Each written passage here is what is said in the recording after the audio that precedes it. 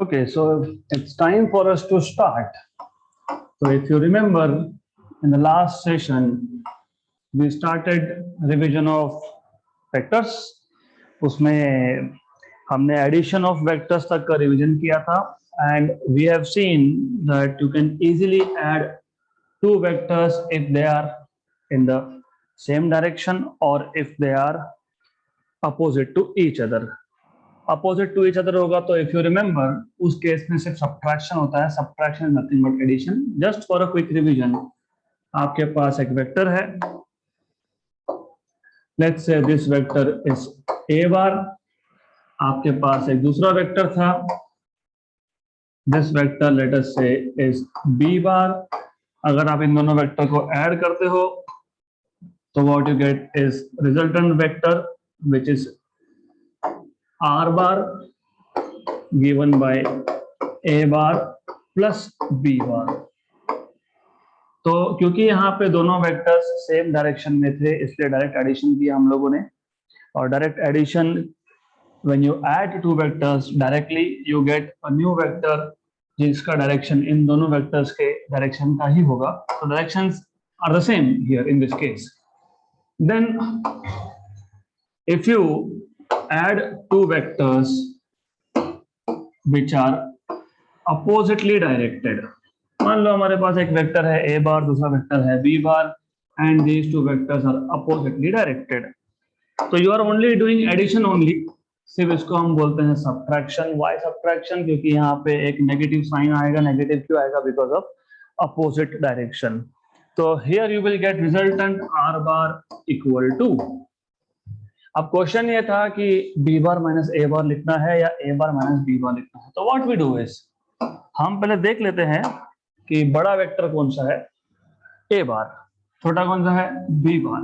तो a bar minus b bar हम लोग स्ट्रेट अवे कर देते हैं. So you get a new vector again, right. तो कल का हमारा लास्ट पॉइंट ये था. And then today we are going to learn revise. Basically एक आपके पास नया मेथड है जिसमें दोनों वेक्टर्स जो है वो सेम लाइन में नहीं है. ये दो जो केसेस हमने देखे थे, in this case both the vectors were along same line. So you may have two vectors which are not in the same line. तो उसके लिए आप यूज करते हो triangle law of vector addition. Triangle law of vector addition.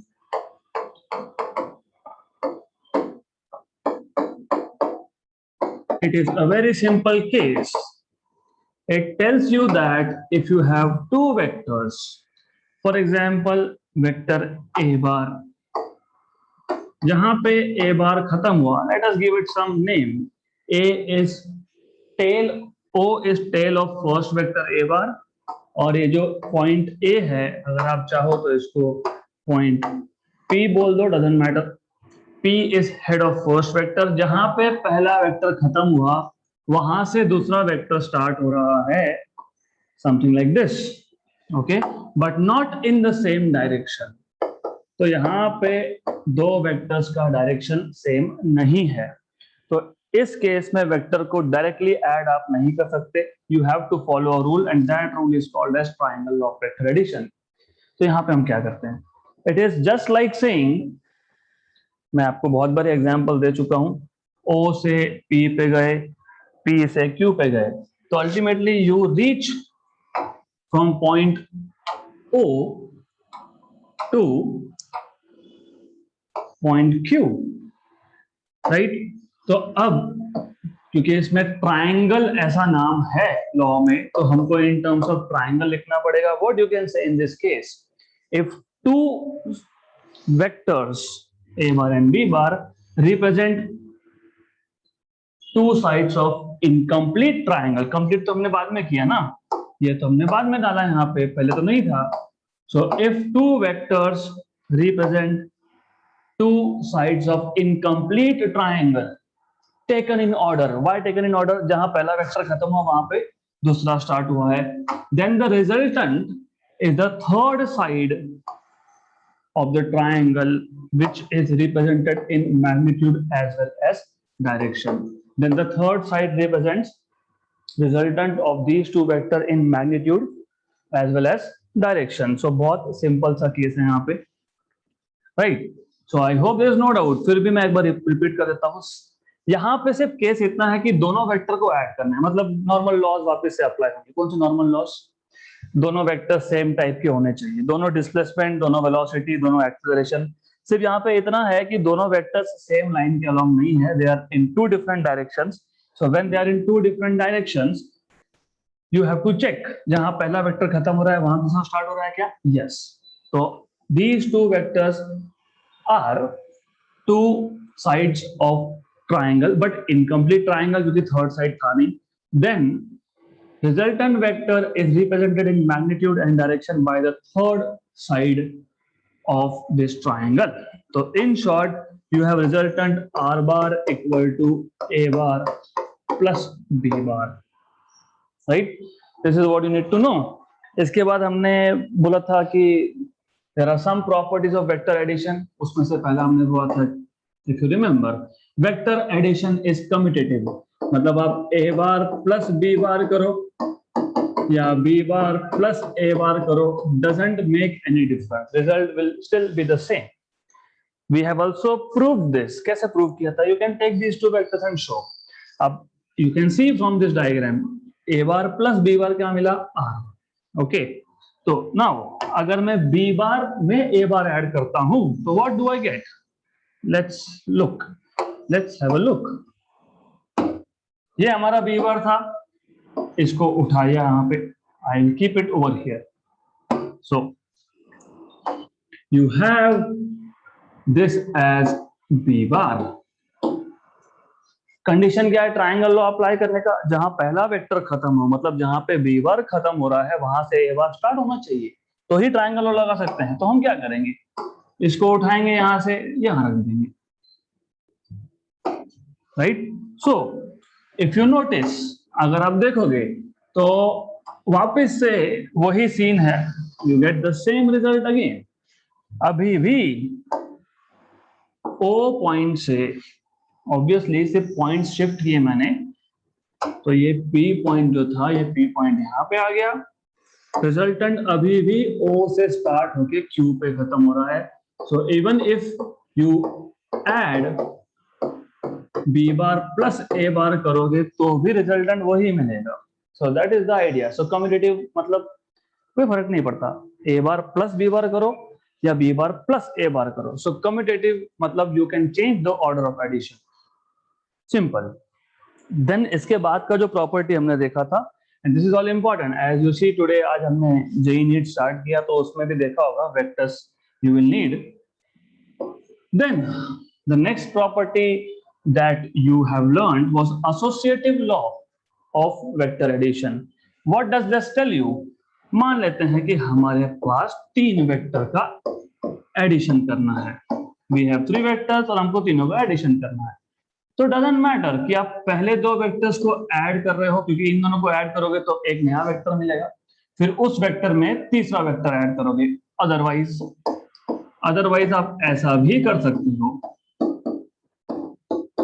आप last के दो vectors को पहले ऐड कर लो, इसका रिजल्टेंट यहां ऐड करो, the answer will still be the same. So associative मतलब आप किसी भी दो वेक्टर्स को एसोसिएट कर सकते हो. That is associative law of vector addition. So vector addition में यू हैव फ्लेक्सिबिलिटी. मल्टीप्लिकेशन में डिपेंड करेगा, कौन से टाइप का मल्टीप्लिकेशन उस पर डिपेंड करेगा. तो here order is not important, the way you want to do it. इसको भी प्रूव कर सकते हो. Let us do that. Easy है. So I will take three vectors. I will try to keep it as simple as possible. So let us say this is one vector, a bar.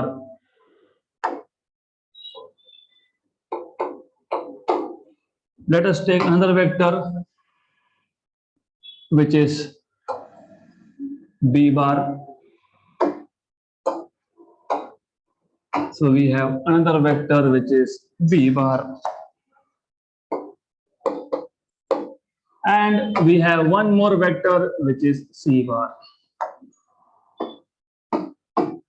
Okay, हमको क्या prove करना था? हमको यह prove करना था कि अगर मैं a बार और b बार को पहले ऐड कर लेता हूं उसमें सी बार ऐड करता हूं, या फिर मैं बी और सी को ऐड करके उसमें ए बार ऐड करता हूं, resultant is still the same. What you will do is पहले ए बार और बी बार को ऐड कर लो।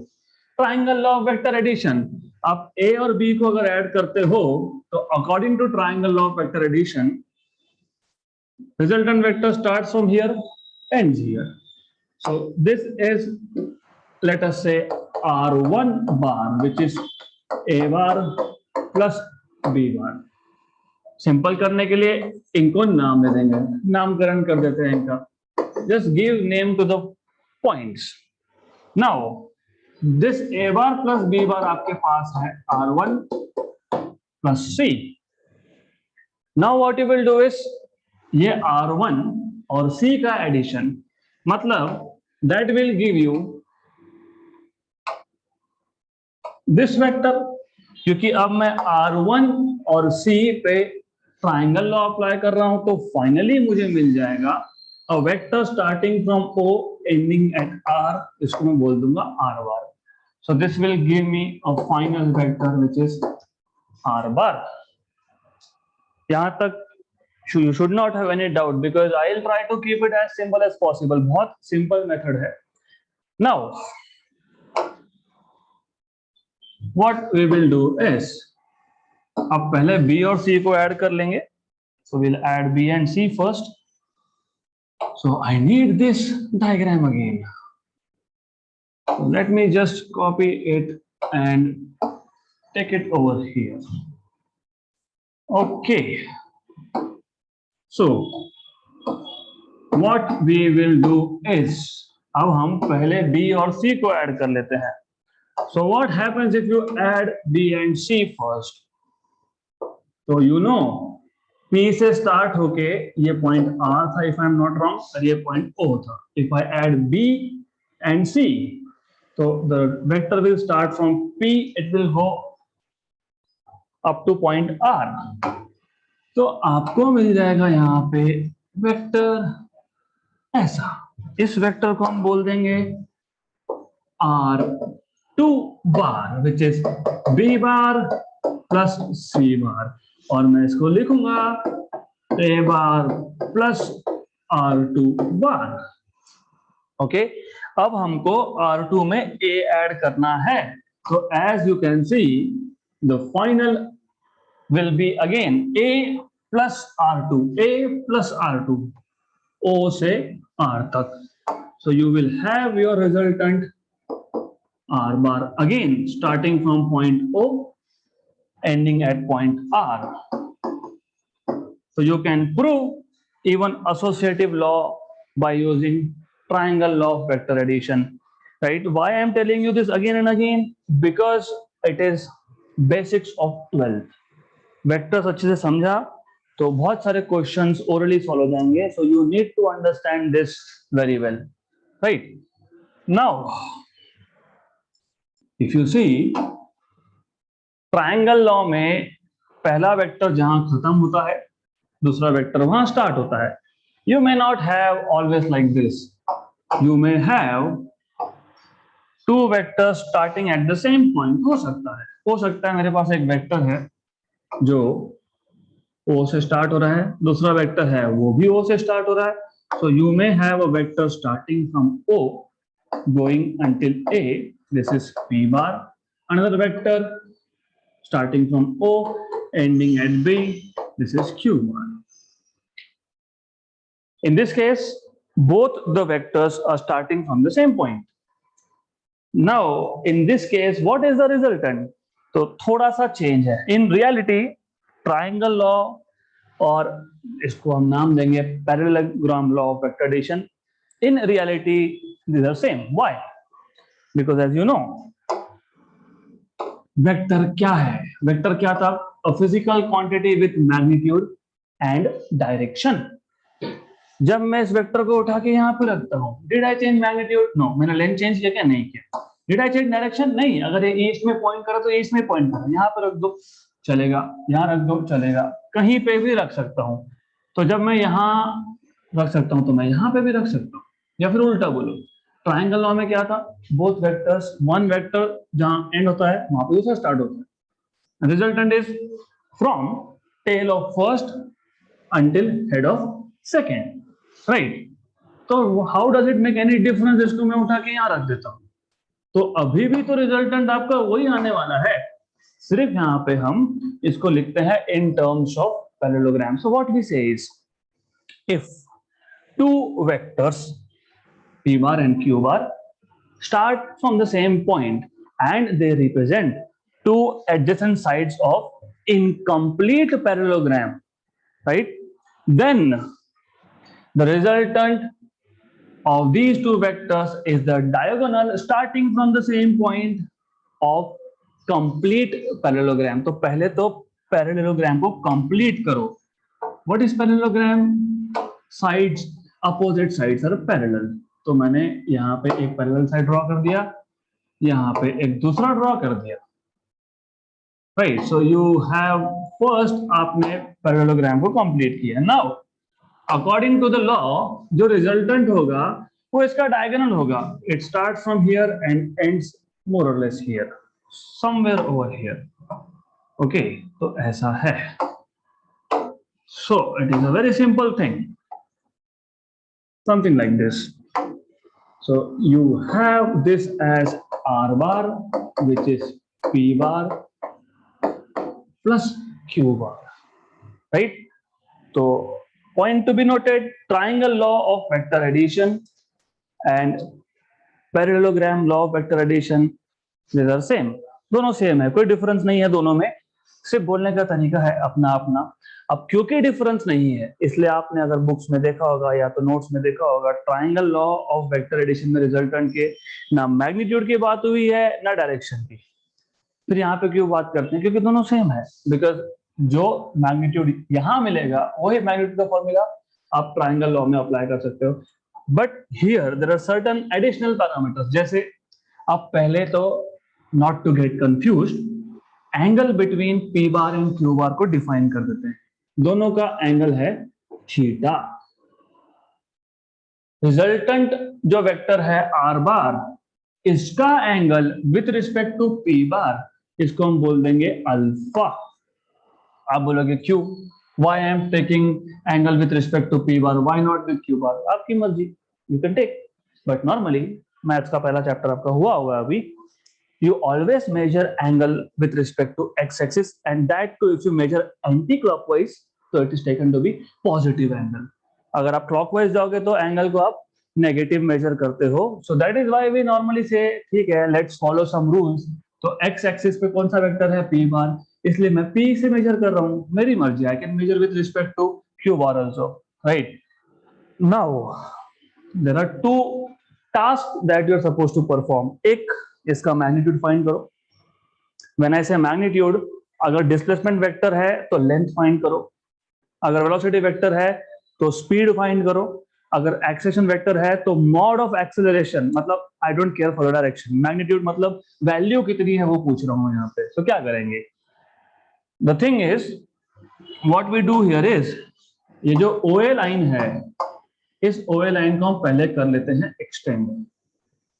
क्यों एक्सटेंड करते हैं, because I need a right angle triangle, जो नहीं था अब बनाएंगे राइट एंगल ट्राइंगल। इस पॉइंट को बोल दूंगा सी, सी पॉइंट से एक्सटेंडेड OA लाइन पे एक परपेंडिकुलर ड्रॉप कर दूंगा मैं, and I will say this is, let us से पॉइंट डी। क्यों किया, क्योंकि अगर राइट एंगल ट्राइंगल है तो हमको पता है पाइथागोरस थ्योरम अप्लाई कर सकते हो, अगर राइट एंगल ट्राइंगल नहीं है तो नहीं अप्लाई होगा, इसलिए पहले राइट एंगल ट्राइंगल बना लिया हमने। तो now you will see from triangle OCD या ODC जैसे भी बोलो, तो इन दिस ट्राइंगल OCD, ये राइट एंगल ट्राइंगल है, so from triangle OCD you will write OC square, जो हमारा रिजल्टेंट है, equal to OD square plus DC square, OD square plus DC square. So OC square equal to OD is nothing but OA plus AD, तो O A plus A D plus D C square. Okay, so this is equal to, अब a plus B bracket square आपने school में सीखा है, you know binomial expansion in detail आपको वापस आएगा maths में, a plus B raise to n का भी आएगा, वो फिजिक्स में लगने वाला है। तो जब बाइनोमियल एक्सपेंशन सीखोगे, pay attention to every step, because physics में लगता है वो a plus B raise to n का formula. So for the time being ये a plus B bracket square है, तो this is OA square plus 2OA into AD plus AD square plus DC square, right? But wait a minute, AD square DC square, ये ADC right angle triangle का AD square plus DC square from triangle ADC it is AC square. So you will write this as, so OC square is equal to OA square plus 2 times of OA into AD plus AC square. This is what you get, right? अब एक छोटा सा problem है यहाँ पे, OCM को पता है, OC क्या है? रिजल्टेंट वेक्टर का मैग्नीट्यूड R स्क्वायर। OA क्या है ये भी पता है, P वेक्टर का मैग्नीट्यूड का स्क्वायर, पर AD नहीं पता। तो AD हम देखेंगे।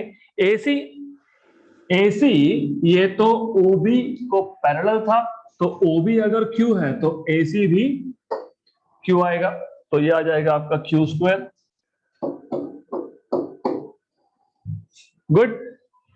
Now the thing is, you do not have information about AD, but you have corresponding angle. ये थीटा, तो ये थीटा कैसे? अगर आपके पास एक स्ट्रेट लाइन है, no matter how many lines are cutting this given line parallel to each other, parallel होना चाहिए, it should be parallel. So just to show them parallel.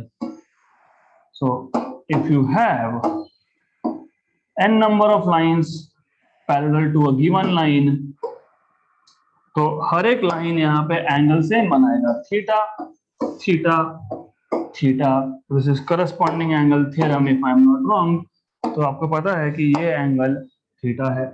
हमारा इंटरेस्ट किसमें था? AD में। AD नहीं पता ना हमको, AD थीटा का एडजेसेंट है। तो एडजेसेंट जब वर्ड सुनोगे तो कॉस ही यूज होता है, साइन नहीं होता है। साइन कब होगा?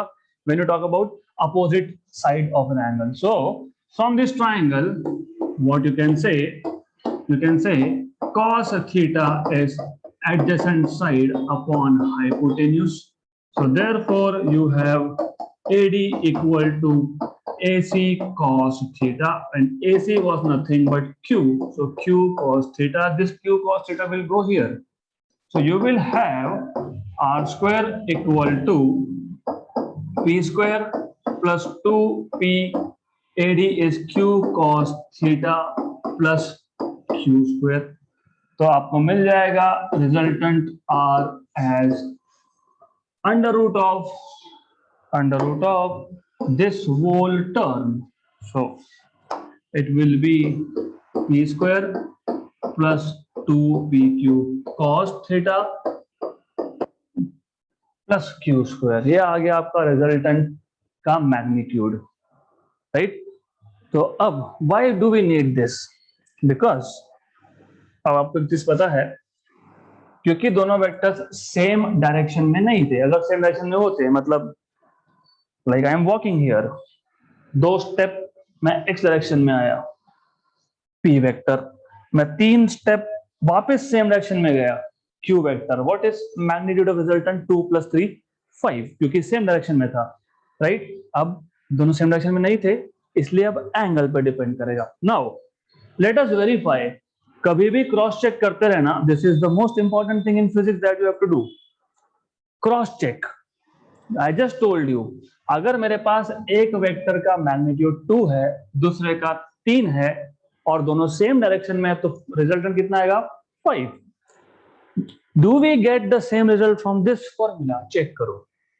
ये याद रखना formula, will check it out.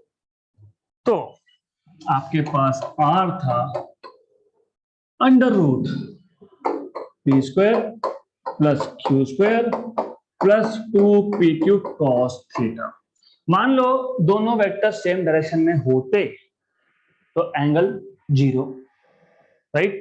cos 0 is 1, so if theta is 0 मतलब p and q are in same direction, cos 0 is 1, cos 0 1, तो r equal to under root of p square plus q square plus 2pq, but this is nothing but p plus q bracket square, square root और square cancel out, तो r is equal to p plus q। यही तो result था हमारा जब दोनों vectors same direction में थे, right? This was the result that you had. So जो भी हमने लिखा है that is correct. This is how you need to verify things, check करते रहना हमेशा। Good, so I just erase this, it was okay. Anyways let me keep this here. अब next task was to find out direction.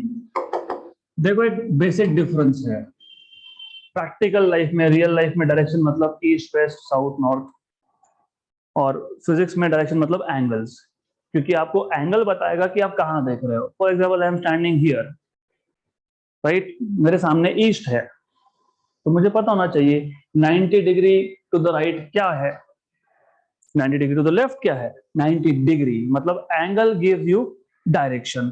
तो similarly when I talk about direction of resultant, you always have to find out angle।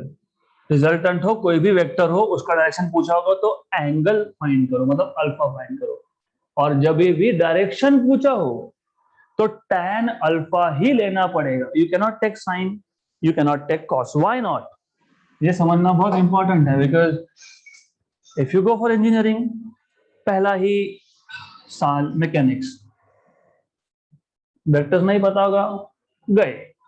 Okay, so you need to know why. For example मेरे पास एक vector है, और आपको तो पता है रेजोल्यूशन ऑफ वेक्टर, हम बाद में आएंगे भी उस पर। एक वेक्टर है हमारे पास, ये उसका x कंपोनेंट है rx, ये उसका y कंपोनेंट है ry। This angle is let us say alpha, ये है r vector. What if I take sign?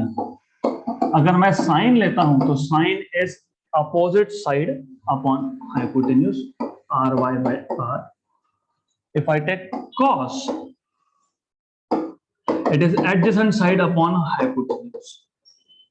जब मुझे r ही नहीं पता तो कैसे फाइंड करूंगा?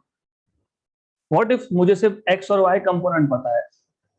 दूसरा, अगर मैं tan लेता हूं तो tan is opposite side upon adjacent side ry by r। मतलब tan ऐसा एंगल है, ऐसा ट्रिग्नोमेट्रिक फंक्शन है जिसमें x और y कंपोनेंट दोनों आ गए। साइन में सिर्फ y कंपोनेंट था, कॉस में सिर्फ x कंपोनेंट था, राइट? तो while taking angles you are supposed to, while finding out direction you are supposed to find out angle। और जब एंगल लोगे तो ट्रिग्नोमेट्रिक फंक्शन का tan ही यूज करना है, नो साइन नो कॉस, क्योंकि tan is the only function which has both x and y component in that। तो ये याद रखना। तो अब बहुत सिंपल सी चीज है, वो पिछला डायग्राम रेफर करो। If we take tan alpha, tan alpha opposite side upon adjacent side, CD upon OD, CD upon OD, but OD if you remember was OA plus AD। Again if you remember, OA was P vector and AD was Q cos theta.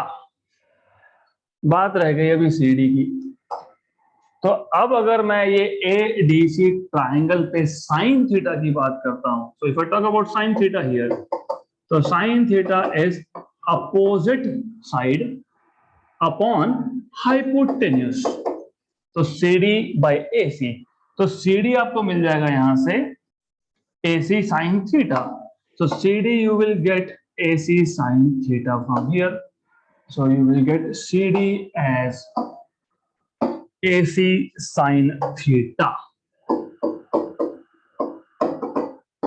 but AC again was Q, तो अगर आपको याद होगा AC जो था वो OB को parallel था और OB जो था वो Q वेक्टर था, तो this is what you have, Q sin theta upon P plus Q cos theta.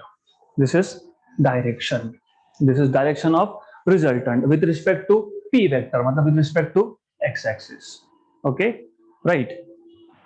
Good. तो you can find out, अब बोल सकते हैं what is the direction of, भाई basically आपको अल्फा चाहिए. I agree with this. Basically you want to find out alpha, not tan alpha. तो alpha आपको मिल जाएगा यहाँ से. तो आपको बोल सकते हैं what is the direction of resultant of two vectors of magnitude 2 and 3 which are both at an angle of 45 degrees to each other. So 2 and 3, ये 2 है, Q3 है, 3 sin 45 1 by root 2, तो 2 by root 2. What I'm saying is P की value 2, Q की value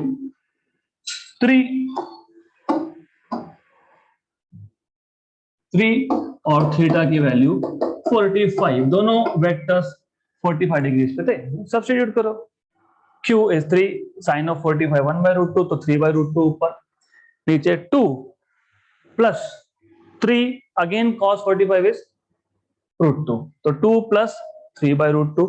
इसको simplify करना है, एक वैल्यू मिलेगी. फिर मैंने लॉग टेबल का एक लेक्चर लिया था, उसमें टैन टेबल भी आते हैं, लॉग बुक में टैन टेबल आता है, तो जो भी यहाँ पे वैल्यू मिलेगी वो टैन टेबल में ढूंढना है, वहां से एंगल मिल जाएगा आपको.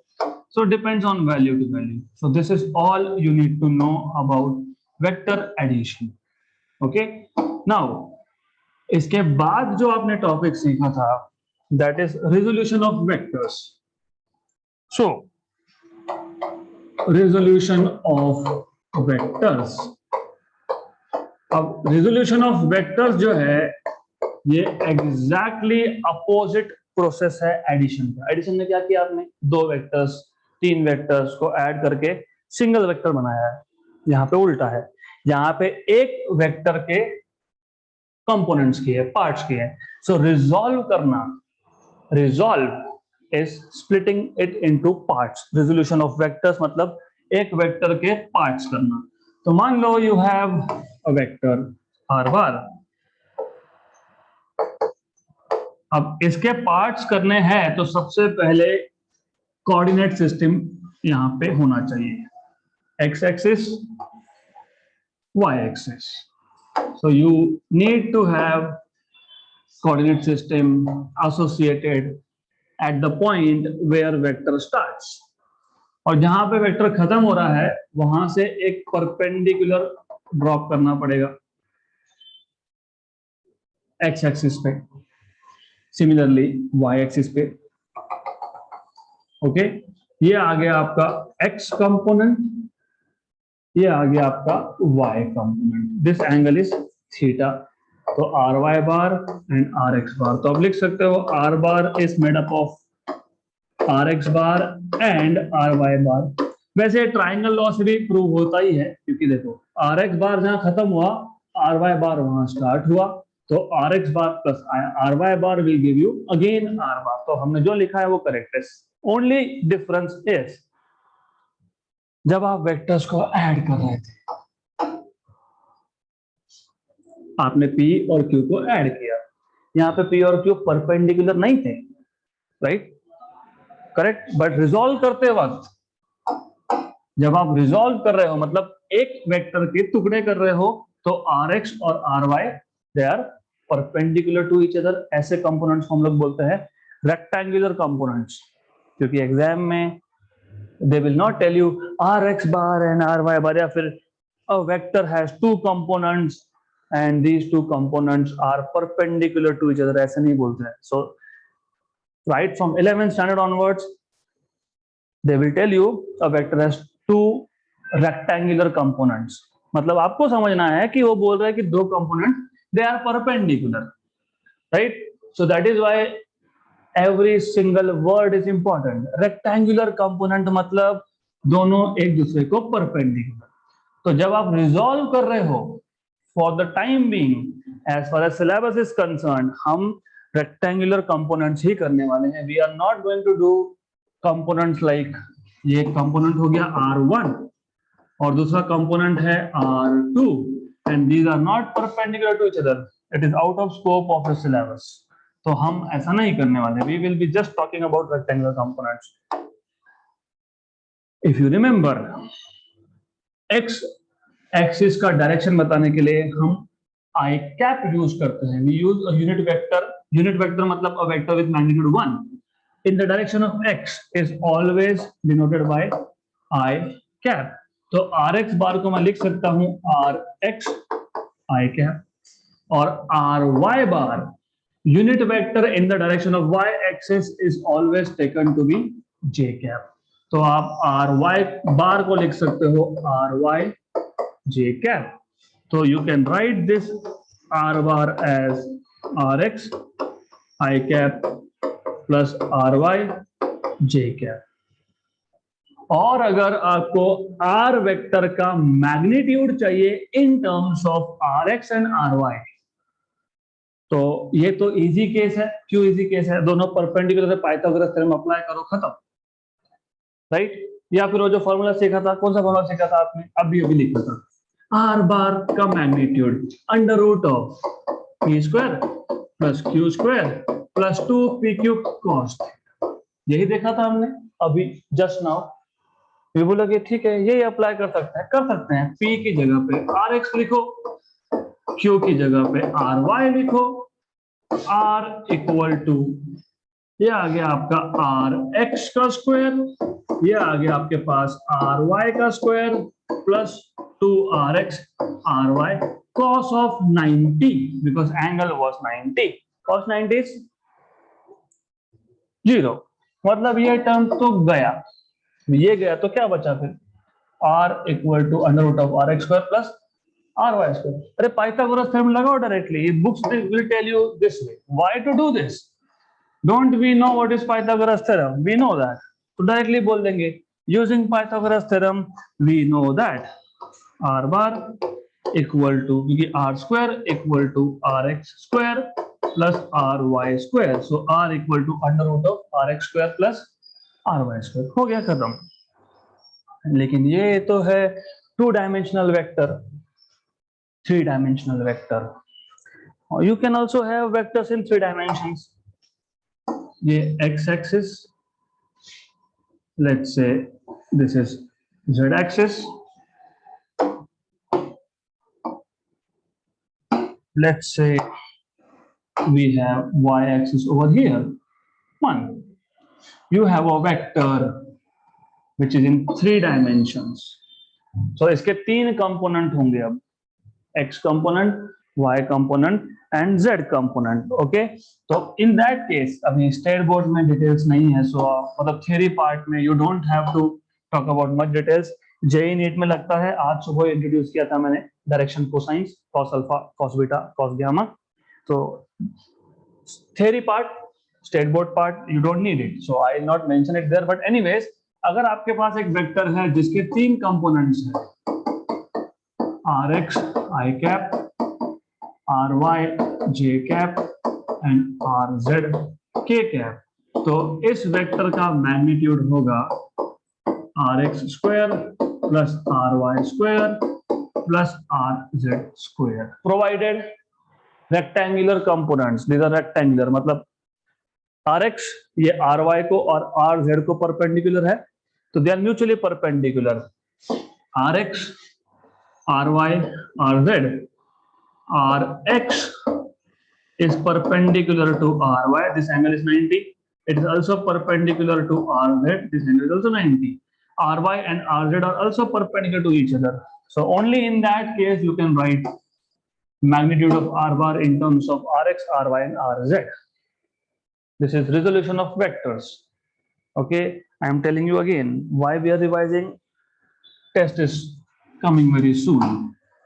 Okay, so you need to know all this, and I want you to do just like this without referring to any book. पढ़ लिया ना?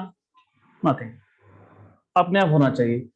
Now going ahead in the sequence, हमने स्टार्ट किया था ये chapter from defining physical quantities, categorizing physical quantities into two types.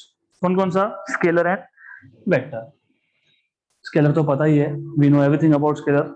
नया था vector. तो वेक्टर के सबसे पहले वेक्टर्स के टाइप डिफाइन किए थे. फिर हमने बोला था कि दो वेक्टर सेम डायरेक्शन में होंगे तो ऐड कैसे होंगे, अपोजिट में होंगे तो सबट्रैक्ट कैसे होंगे, सेम डायरेक्शन में नहीं होगा तो ऐड कैसे होगा, triangle law and then parallelogram law.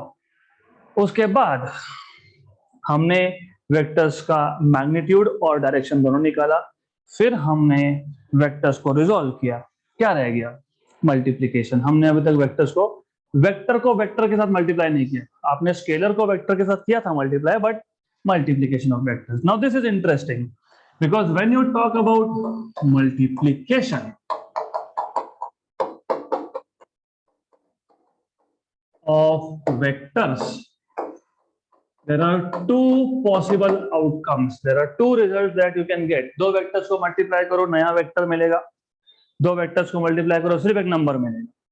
जब सिर्फ एक नंबर मिलता है, you get only magnitude. That product is called as scalar product. So what we will do is, हम एक वेक्टर को दूसरे वेक्टर के साथ मल्टीप्लाई करेंगे. एक वेक्टर को दूसरे वेक्टर के साथ मल्टीप्लाई करेंगे. We may get only a number, just a number. I will say just a number, some number n. Okay, and here अगर मैं दो वेक्टर को मल्टीप्लाई कर रहा हूं, I may get a number n along with some direction. याद रखना cap मतलब डायरेक्शन के लिए यूज होता है. ओके, तो अब इशू ये है, ये भी मल्टीप्लिकेशन है, ये भी मल्टीप्लिकेशन है. How do I differentiate? तो हम मेथड यूज करते हैं. चलो बोलेंगे इसको डॉट मान लेंगे बीच में, क्योंकि डॉट का मतलब भी मल्टीप्लिकेशन होता है. इसको क्रॉस, ये भी मल्टीप्लिकेशन होता है. सो you have two types of products.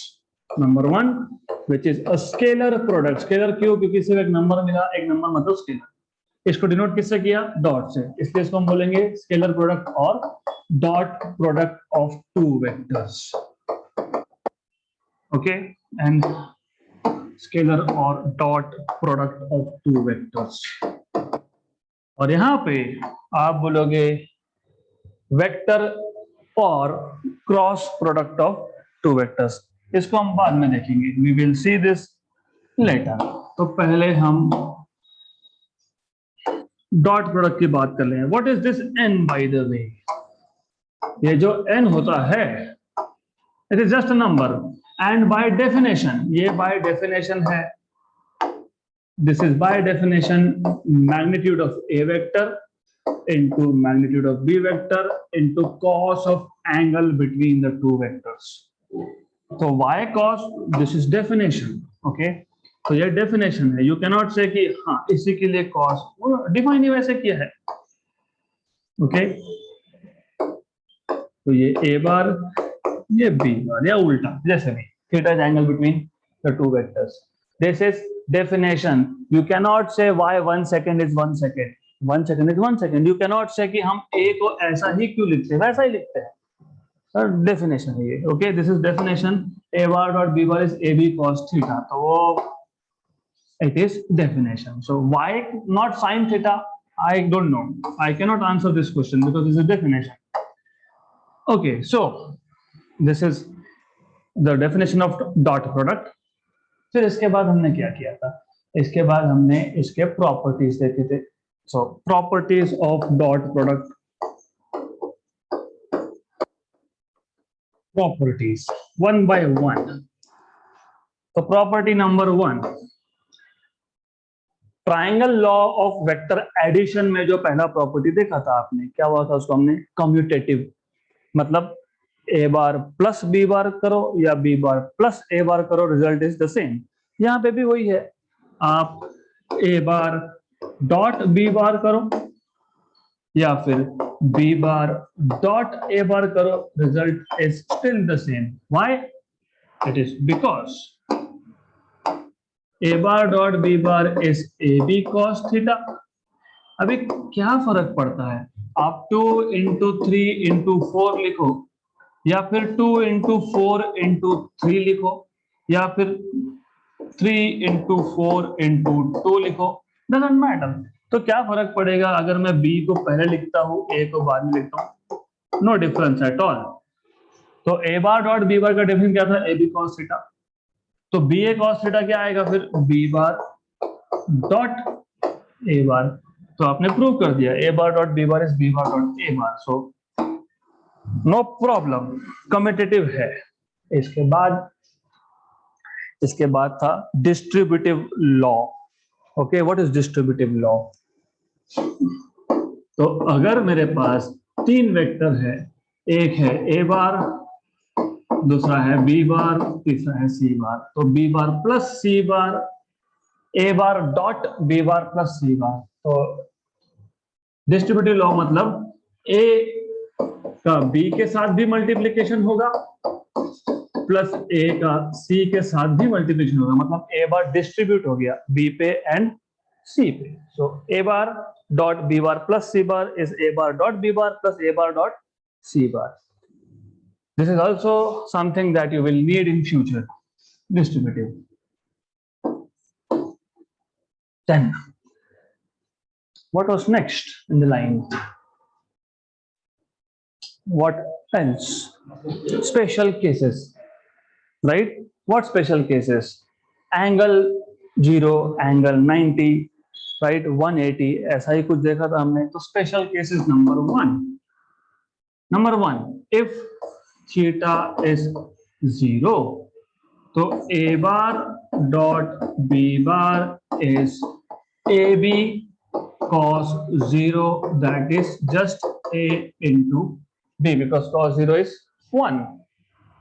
Special case number 2, theta equal to 180, मतलब a वेक्टर अगर पॉजिटिव x में है तो b वेक्टर नेगेटिव x में है, अपोजिट टू ईच अदर। तो फिर यहाँ पे क्या लिखोगे? a bar dot b bar is ab cos of 180, cos of 180 is -1, तो माइनस ab आ गया। सिंपल, एक्सट्रीमली सिंपल, कुछ नहीं है, इजी है। सो of course if you think something is easy, it is easy. If you think something is difficult, it is always difficult. तीसरा special case, theta 90. So of course a bar dot b bar is ab cos of 90, and you know cos 90 is 0, so it is 0. So from here you said for two perpendicular vectors dot product is always 0. और आज हमने एक question भी solve किया था in the morning session of JEE NEET. So for any two vectors, याद रखो ये, आगे जाके सर्कुलर मोशन हम जेईई नीट के questions without pen and paper solve करने वाले। Look there, question, direction, perpendicular, dot product 0, खत्म। देन अब ये जो हमने प्रॉपर्टीज मतलब स्पेशल केसेस हमने जो देखे हैं, इसका यूज करके हम सेल्फ डॉट प्रोडक्ट डिफाइन करते हैं। What is self dot product? एक वेक्टर का खुद के साथ dot product, this is a cos 0, क्योंकि एक वेक्टर का खुद के साथ एंगल 0 ही होता है, तो that is A square only, cos 0 is 1। इसका रिजल्ट था, इसका कॉन्सिक्वेंस था basically I cap dot I cap equal to I square, क्योंकि A bar dot A bar is A square, तो I cap dot I cap is I square. But what was I? Unit vector. What is unit vector? Magnitude 1, तो ये आ गया 1। तो similarly j cap dot j cap is 1 and k cap dot k cap is again 1. Okay, ये तो हो गया self dot product, मतलब दोनों वेक्टर्स सेम डायरेक्शन में, दोनों same vectors. And what about I cap dot j cap? This is I j cos of 90. Why? Because I cap is unit vector along x, j cap is unit vector along y. x और y में angle कितना होता है? 90. cos 90 0 0. इसका मतलब I cap dot j cap या फिर j cap dot I cap या फिर I cap dot k cap या फिर k cap dot I cap या फिर j cap dot k cap. This all are equal to 0, right? क्योंकि 6 components 0 होते हैं, 3 नॉन जीरो होते हैं, इसलिए डॉट प्रोडक्ट सॉल्व करना भी इजी होता है.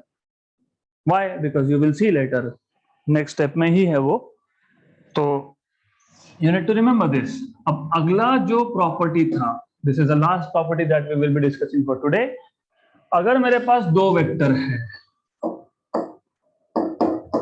in terms of components, ax I cap, ay j cap and az k cap. Similarly मेरे पास b वेक्टर है, उसका x कंपोनेंट है bx I cap, y component is by and z component is bz.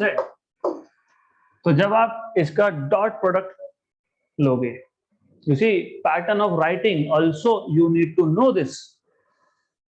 Remember JEE NEET, एक question less than a minute. Why I write down exactly नीचे नीचे एक के? Because I already know. सिर्फ मैं I और I को multiply करूंगा तो वही बचने वाला है, बाकी जाएगा. तो इसका मतलब जब आप A बार डॉट B बार करोगे तो सिर्फ ये इन दोनों का मल्टीप्लिकेशन लिखना है और इन दोनों का मल्टीप्लिकेशन लिखना है और इन दोनों का मल्टीप्लिकेशन लिखना है ना, बाकी सब 0 होगा. टोटल 9 कंपोनेंट्स होंगे. कैसे? ax को इन तीनों से मल्टीप्लाई करोगे, bx by bz से 3, ay को 3 से मल्टीप्लाई करोगे, 3 और 3 6, az को 3 से मल्टीप्लाई करोगे, 3 + 3 + 3 9. 9 में से कितने 0? 6 0. बचा क्या? 3 है क्या? 1 2 3. Correct. So this is the way of cross checking. This is right. Good. So we are good for today. We'll stop here for today. And if there are any questions, I'll take questions for now.